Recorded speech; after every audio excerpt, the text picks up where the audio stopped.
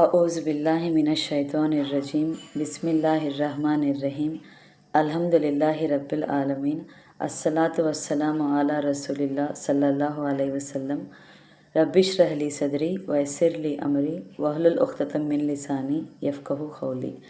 अस्सलामु अलैकुम रहमतुल्लाहि व बरकातहू। सब जनान को तुम्हें भी ये वीडियो देखने के पहले दरूद और सलाम पढ़ को ये वीडियो देखना शुरू करो।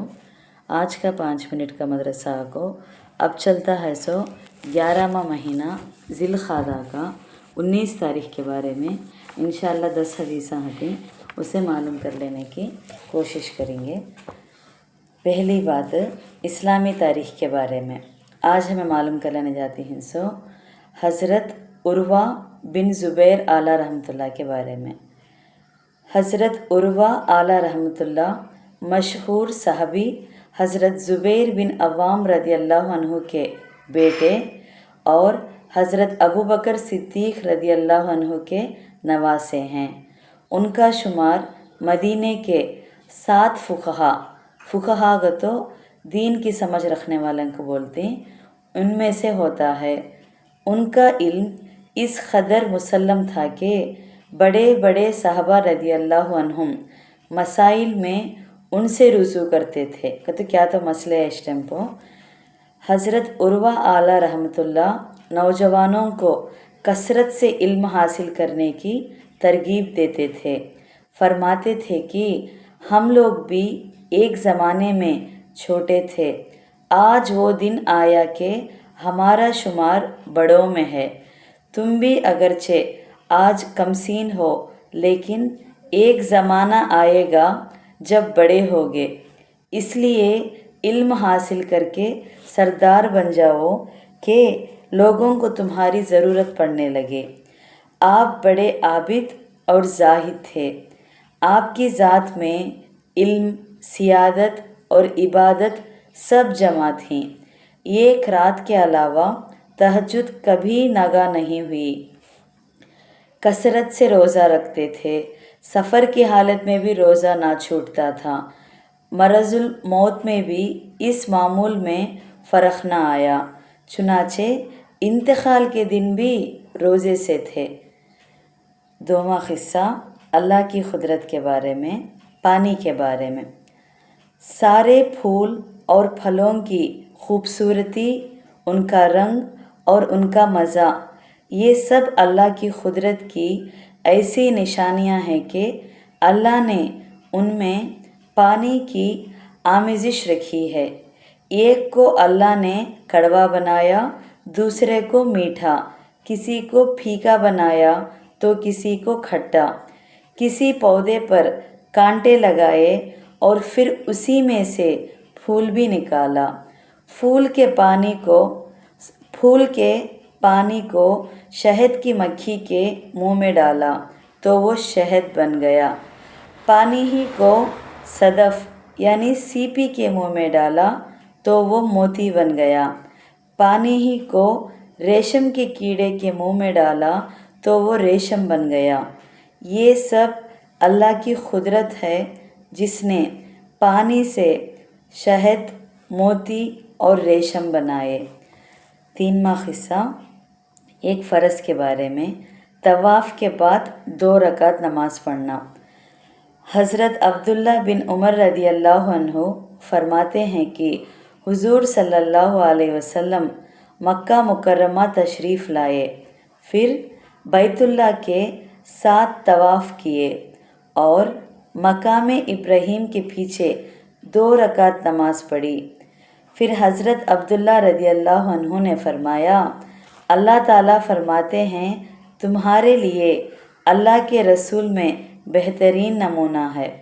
सही बुखारी हदीस में 1627 में है क़िस्सा है।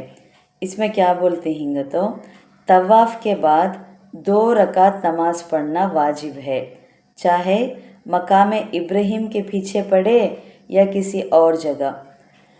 4वां क़िस्सा एक सुन्नत के बारे में। किसी को रुखसत करे तो ये दुआ दे।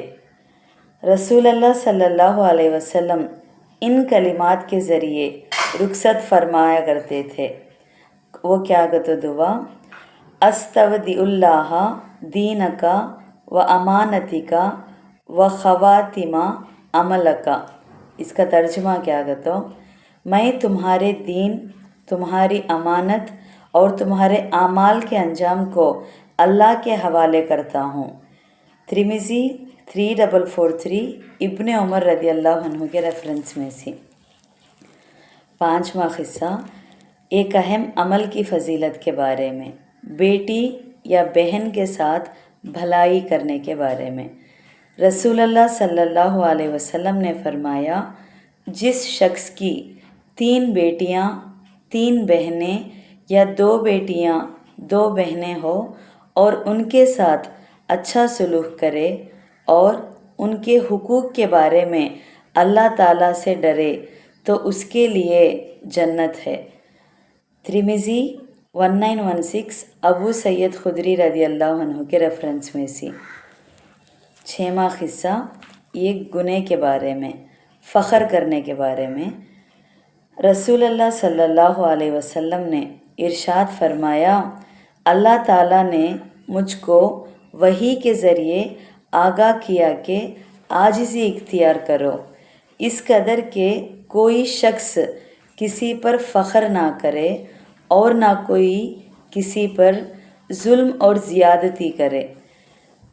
صحیح مسلم حدیث 7389 ایاز بن حمار رضی اللہ عنہ کے ریفرنس میں سے.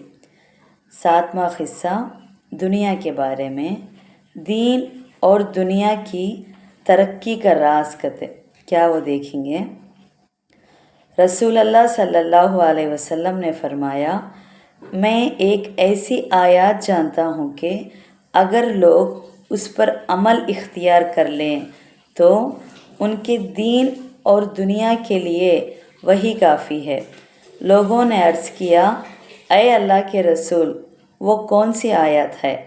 آپ صلی اللہ علیہ وسلم نے فرمایا، وَمَن يَتَّقِ اللَّهَ يَجْعَلُ اللَّهُ مَخْرَجًا. اس کا ترجمہ کیا گا جو شخص اللہ تعالیٰ سے ڈرے تو اللہ تعالیٰ اس کے لیے راستہ نکال دیتا ہے.